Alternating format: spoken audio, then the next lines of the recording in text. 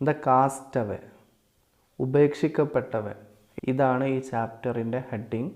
ആദ്യം രചയിതാവിനെ പരിചയപ്പെടാം. Ravindranath Tagore 1861 to 1941 is a Bengali writer who reshaped Bengali literature and music as well as Indian art in the late 19th and early 20th centuries. 1861 മുതൽ 1941 വരെ ജീവിച്ച രവീന്ദ്രനാഥ് ടാഗോർ ഒരു ബംഗാളി എഴുത്തുകാരനാണ്. അദ്ദേഹം ബംഗാളി സാഹിത്യത്തിനും സംഗീതത്തിനും അതുപോലെ 19-ാം നൂറ്റാണ്ടിൻ്റെ അവസാനത്തിലും 20-ാം നൂറ്റാണ്ടിൻ്റെ തുടക്കത്തിലും ഇന്ത്യയിൽ നിലനിന്നിരുന്ന കലാരൂപത്തിനും പുതിയ രൂപഭാവങ്ങൾ നൽകി. He became the first non European to win the Nobel prize for literature. സാഹിത്യത്തിന് നോബൽ സമ്മാനം ലഭിക്കുന്ന യൂറോപ്പുകാരനല്ലാത്ത ആദ്യത്തെ വ്യക്തിയായി അദ്ദേഹം മാറി. For his celebrated work Gitanjali, അദ്ദേഹത്തിൻ്റെ കീർത്തി കേട്ട രചനയായ ഗീതാഞ്ജലിക്ക്, അതിനാണ് നോബൽ പ്രൈസ് ലഭിച്ചത്. Famous for its profoundly sensitive fresh and beautiful verse. ആ കൃതി അതിൻ്റെ സൂക്ഷ്മമായതും പുതുമയുള്ളതും ഭംഗിയുള്ളതുമായ വരികൾക്ക് വളരെ പ്രശസ്തമായതാണ്. The golden boat, Kabuliwala, the post office and the broken nest are some of his notable works. ഇതെല്ലാം അദ്ദേഹത്തിൻ്റെ ചില പ്രശസ്തമായ കൃതികളാണ്. This is an extract from his autobiographical work my boyhood days. ഇത് അദ്ദേഹത്തിൻ്റെ ആത്മകഥാപരമായ രചനയായ മൈ ബോയ്ഹുഡ് ഡേയ്സ് എന്ന കൃതിയിൽ നിന്നും എടുത്ത ഒരു ഭാഗമാണ്. ഇനി ചാപ്റ്ററിലേക്ക് പ്രവേശിക്കാം. The battle of the gods and demons began in the evening, the roaring storm, the pouring rain, the bludgeoning thunder and lightning, and the black clouds all took their part. The Ganges was furious, and one could hear nature's screams, sighs, and groans everywhere. The battle of the gods and demons began in the evening. ദൈവങ്ങളും പിശാചുക്കളും തമ്മിലുള്ള യുദ്ധം വൈകുന്നേരം തുടങ്ങി. The roaring Storm, അലറുന്ന കൊടുങ്കാറ്റ്. The pouring rain, കോരിച്ചൊരിയുന്ന മഴ. The bludgeoning thunder and lightning, ഇരമ്പുന്ന ഇടിയും മിന്നലും. ആൻഡ് ദ ബ്ലാക്ക് ക്ലൗഡ്സ്, ഇരുണ്ട മേഘങ്ങളും. ഓൾ ടൂക്ക് ദെയർ പാർട്ട്, അവയെല്ലാം ഈ യുദ്ധത്തിൽ ഭാഗവാക്കായി. The Ganges was furious, Ganga നദി വളരെ ദേഷ്യം പിടിച്ചവളായിരുന്നു. And one could hear nature's screams, sighs and groans everywhere. ഒരാൾക്ക് പ്രകൃതിയുടെ നിലവിളികളും നെടുവീർപ്പുകളും മുരൾച്ചകളും എല്ലാ സ്ഥലത്തും കേൾക്കാൻ സാധിച്ചു.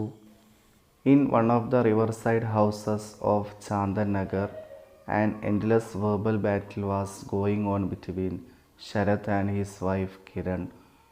About her staying in the house, Kiran fell seriously ill, making everyone in her native village terribly anxious.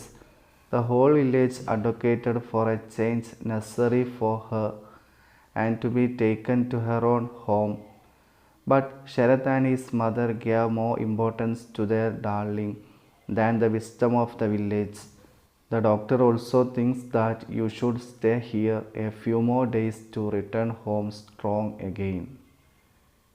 In one of the riverside houses of Chandan Nagar, Chandan നഗറിലെ പുഴക്കരയിലുള്ള ഒരു വീട്ടിൽ an endless verbal battle was going on, അനന്തമായ വാക്കുകൾ കൊണ്ടുള്ള യുദ്ധം തുടർന്നു കൊണ്ടിരിക്കുകയായിരുന്നു. Between Sarath and his wife Kiran, ശരത്തിൻ്റെയും അദ്ദേഹത്തിൻ്റെ ഭാര്യ കിരണിൻ്റെയും ഇടയിൽ.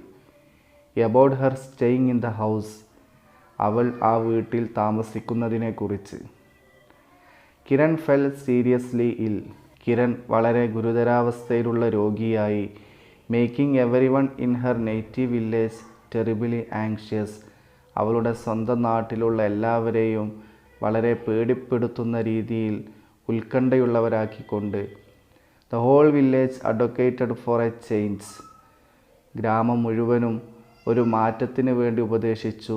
നെസറി ഫോർ ഹർ, അവൾക്ക് അത്യാവശ്യമായ, and to be taken to her on home, അവളുടെ സ്വന്തം വീട്ടിലേക്ക് കൊണ്ടുപോവാനും. പക്ഷേ ശരത് ആൻഡ് ഹിസ് മദർ, ശരത്തും അവൻ്റെ അമ്മയും ഗ്യാവ് മോർ ഇമ്പോർട്ടൻസ്, കൂടുതൽ പ്രാധാന്യം നൽകി, ടു ദെയർ ഡാർലിംഗ്, അവരുടെ പ്രിയപ്പെട്ടവൾക്ക്, than the wisdom of the village, ഗ്രാമീണരുടെ ബുദ്ധിയേക്കാൾ. ദ ഡോക്ടർ ഓൾസോ തിങ്സ്, ഡോക്ടറും ചിന്തിക്കുന്നു, that you should stay here a few more days, നീ കുറച്ചും കൂടി ദിവസം ഇവിടെ താമസിക്കണമെന്ന്, to return home strong again, വീട്ടിലേക്ക് വീണ്ടും കരുത്തുള്ളവളായി മടങ്ങാൻ.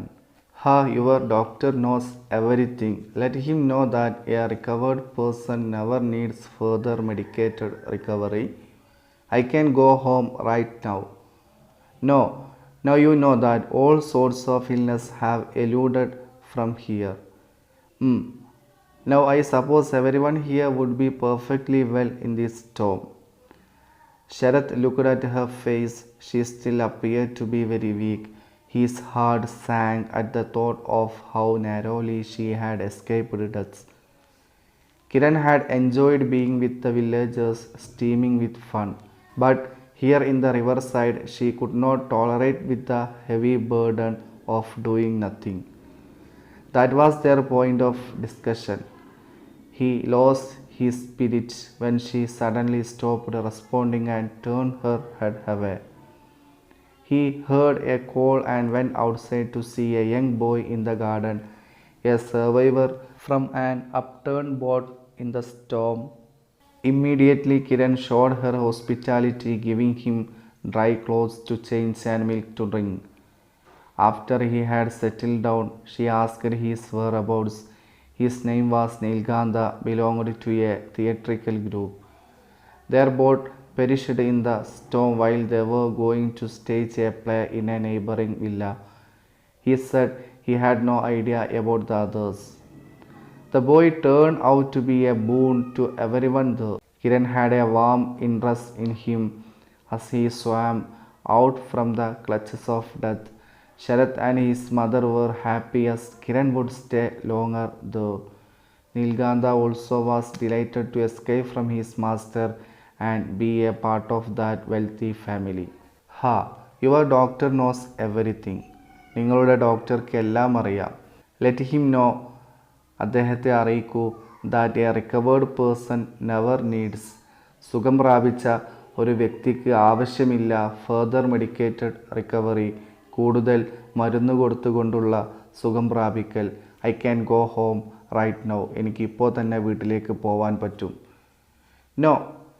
Now you know that all sorts of illness have eluded from here. അങ്ങനെയല്ല, ഇപ്പോൾ എല്ലാ തരത്തിലുള്ള അസുഖവും ഇവിടെ നിന്നും ഒളിഞ്ഞു മാറിയതാണ്. അവ പൂർണ്ണമായും പോയിട്ടില്ല. എപ്പോൾ വേണമെങ്കിലും തിരിച്ചു വരാം. അതുകൊണ്ട് കുറച്ചുകൂടി ദിവസം നീ ഇവിടെ തന്നെ താമസിക്കണം. നൗ ഐ സപ്പോസ്, ഞാനിപ്പോൾ വിചാരിക്കുന്നു, എവരി വൺ ഹിയർ, ഇവിടെയുള്ള എല്ലാവരും, would be perfectly well in this storm, ഈ കൊടുങ്കാറ്റിൽ പൂർണ്ണമായും സുഖമുള്ളവരാവുമെന്ന്. Sharat looked at her face, Sharat അവളുടെ മുഖത്തേക്ക് നോക്കി. She still appeared to be very weak, അവൾ അപ്പോഴും വളരെ ക്ഷീണിതയായി തോന്നിപ്പിച്ചു. ഹീസ് ഹാർട്ട് സാങ്ക്, അദ്ദേഹം ദുഃഖിതനായി. At the thought of how narrowly she had escaped death, അവൾ എത്ര കഷ്ടിച്ചാണ് മരണത്തിൽ നിന്നും രക്ഷപ്പെട്ടത് എന്ന് ചിന്തിച്ചപ്പോൾ.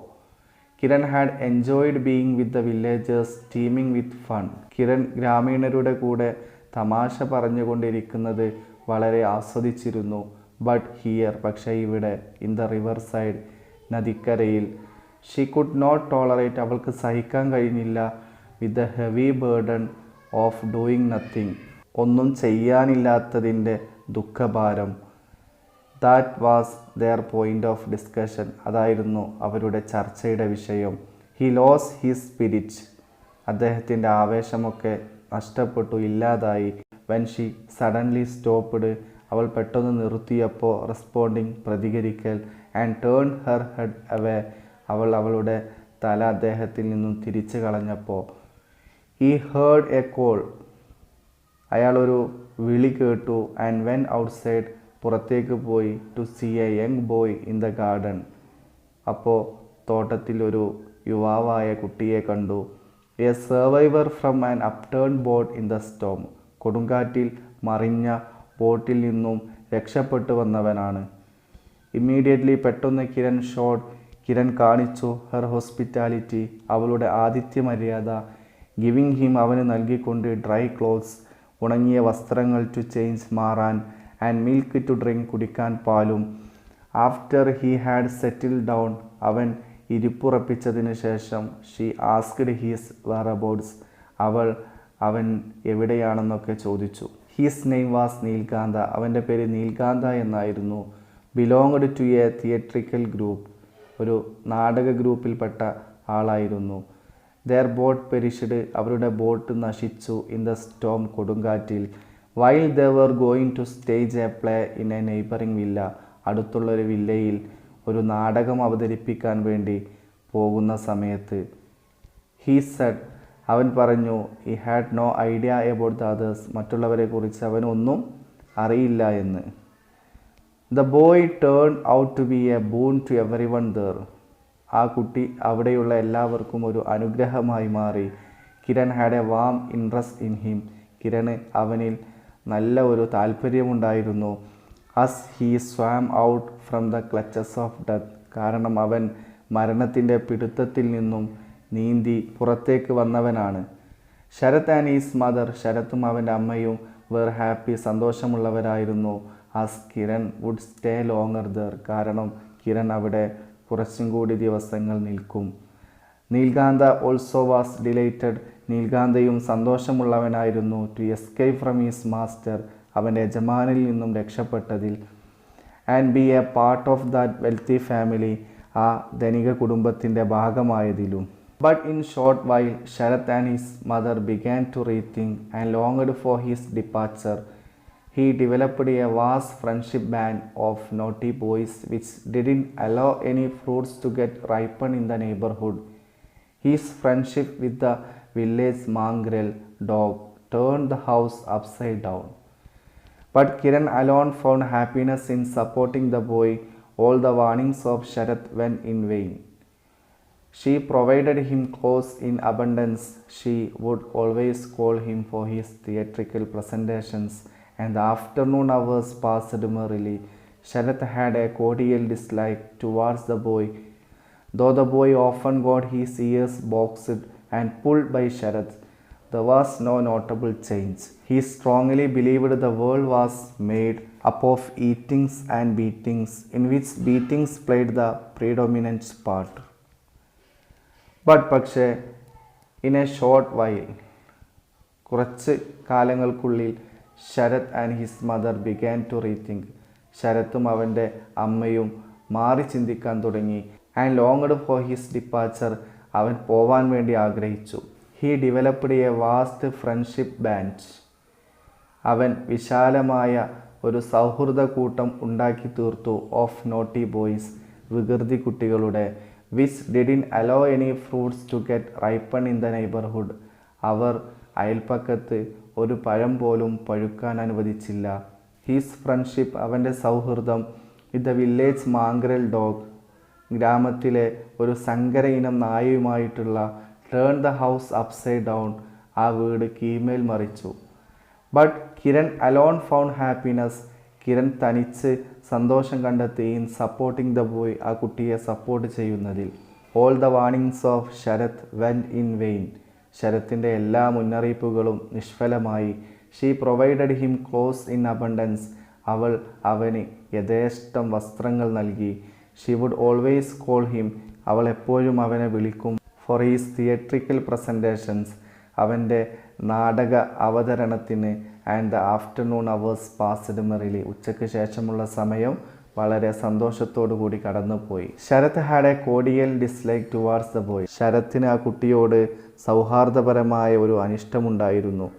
ദോ the boy often got his ears boxed and pulled by Sharat, കുട്ടിയുടെ ചെവി ശരത്തിനാൽ പലപ്പോഴും ഇടിക്കപ്പെടുകയും വലിക്കപ്പെടുകയും ചെയ്തെങ്കിലും there was no notable change, ശ്രദ്ധേയമായ ഒരു മാറ്റമൊന്നും ഉണ്ടായിരുന്നില്ല.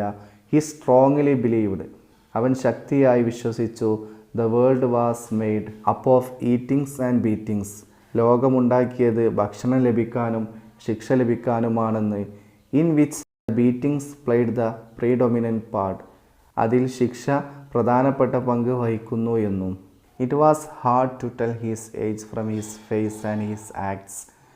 His hairless, innocent face said he was about 14, but the smoke and words gushed out from his mouth suggested he was beyond 17. But everyone treated him as a small boy. He showed the first signs of adulthood when he hesitated to be a lady companion to Kiran and to play the earlier feminine roles he had played. But his role as an acolyte to Kiran defended anything that came against him in the house. He had nothing to think about other than entertaining Kiran with his diverse performances. Kiran's efforts to inculcate some scholastic elements in him turned into ashes as the destitute youth figured out that even the alphabets were dancing in the mist in front of his eyes. But he developed the skill of casting his eyes blank on a page in the book for hours as if reading it. He would read it aloud when a hint of human presence is somewhere around him, even though it sounded perfect with full of trifling alliteration. The feeblest meaning was beyond his comprehension. It was hard to tell. പറയാൻ പ്രയാസമായിരുന്നു his age അവൻ്റെ വയസ്സ്, from his face അവൻ്റെ മുഖത്ത് നിന്നും, and his acts അവൻ്റെ പ്രവർത്തികളിൽ നിന്നും. His hairless innocent face അവൻ്റെ മുടിയില്ലാത്ത നിഷ്കളങ്കമായ മുഖം സെഡ് പറഞ്ഞു ഹി വാസ് അബൌട്ട് 14 അവൻ 14 വയസ്സുള്ളവനാണെന്ന്. But the smoke and words gushed out from his mouth. പക്ഷേ അവൻ്റെ വായിൽ നിന്നും പുറത്തേക്ക് ഒഴുകി വന്ന വാക്കുകളും അതുപോലെ അവൻ്റെ പുകവലിയും സജസ്റ്റഡ് സൂചിപ്പിച്ചു ഹി വാസ് ബിയോണ്ട് 17 അവന് 17 വയസ്സിനേക്കാൾ കൂടുതലുണ്ട് എന്ന്. He showed the first signs of adulthood പ്രായപൂർത്തിയുടെ ആദ്യത്തെ അടയാളങ്ങൾ അവൻ കാണിച്ചു. വെൻ ഹി ഹെസിറ്റേറ്റഡ് അവൻ മടി കാണിച്ചപ്പോൾ to be a lady companion to Kiran കിരണിൻ്റെ ഒരു സ്ത്രീ സുഹൃത്താവാൻ, and to play the earlier feminine roles he had played അവൻ മുമ്പൊക്കെ ചെയ്തിരുന്ന സ്ത്രീ വേഷങ്ങൾ ചെയ്യാനും. But his role as an acolyte to Kiran പക്ഷേ കിരൻ്റെ സഹായിയായിട്ടുള്ള അവൻ്റെ വേഷം defended anything that came against him in the house വീട്ടിൽ അവന് നേരെ വരുന്നതെന്തിനേയും തടഞ്ഞു. He had nothing to think about other than entertaining Kiran കിരണെ സന്തോഷിപ്പിക്കുക എന്നതിനപ്പുറത്തേക്കൊന്നും അവന് ചിന്തിക്കാനുണ്ടായിരുന്നില്ല. വിത്ത് ഹീസ് ഡൈവേഴ്സ് പെർഫോമൻസ് അവൻ്റെ ഭിന്നങ്ങളായ അവതരണങ്ങൾ കൊണ്ട്. കിരൺസ് എഫേർട്സ് കിരൻ്റെ ശ്രമങ്ങൾ ടു ഇൻകൾക്കേറ്റ് പകരാനുള്ള സം സ്കോളാസ്റ്റിക് എലമെൻറ്റ്സ് കുറച്ച് വിദ്യാഭ്യാസപരമായ ഘടകങ്ങൾ ഇൻ ഹിം അവനിൽ ടേൺഡ് ഇൻ ടു ആഷസ് വിഫലമായി. ആസ് ദ ഡെസ്റ്റിറ്റ്യൂട്ട് യൂത്ത് അനാഥനായ കുട്ടി ഫിഗേർഡ് ഔട്ട് ഊഹിച്ചപ്പോൾ that even the alphabets were dancing അക്ഷരമാലകൾ പോലും ഡാൻസ് ചെയ്യുകയാണെന്ന് ഇൻ ദ മിസ്റ്റ് ഇരുളിൽ in front of his eyes അവൻ്റെ കണ്ണുകൾക്ക് മുന്നിൽ. പക്ഷേ ഹീ ഡെവലപ്ഡ് അവൻ വളർത്തിയെടുത്തു the skill of casting his eyes blank അവൻ്റെ കണ്ണുകൾ ശൂന്യമായി എറിയാനുള്ള കഴിവ്. ഓൺ എ പേജ് ഒരു പേജിൽ, ഇൻ ദ ബുക്കിലെ ഫോർ അവേഴ്സ് മണിക്കൂറുകളോളം, അസീഫ് റീഡിങ് ഇറ്റ് അത് വായിക്കുന്നത് പോലെ. He would read it aloud അവൻ അത് ഉറക്കെ വായിക്കും. When a hint of human presence is somewhere around him അവന് ചുറ്റും എവിടെയെങ്കിലും മനുഷ്യൻ്റെ സാന്നിധ്യമുണ്ട് എന്ന സൂചന ലഭിച്ചാൽ. Even though it sounded perfect with full of trifling alliteration നിസാരമായ അനുപ്രാസത്താൽ അവ പരിപൂർണമാണെന്ന് തോന്നിപ്പിക്കുമെങ്കിലും the feebles meaning was beyond his comprehension ചെറിയ അർത്ഥം പോലും അവൻ്റെ ധാരണയ്ക്ക് അപ്പുറത്തായിരുന്നു. അവനിക്കതിൻ്റെ അർത്ഥങ്ങളൊന്നും അറിയുമായിരുന്നില്ല. അവൻ വെറുതെ അങ്ങനെ എന്തെങ്കിലും വായിക്കുമായിരുന്നു.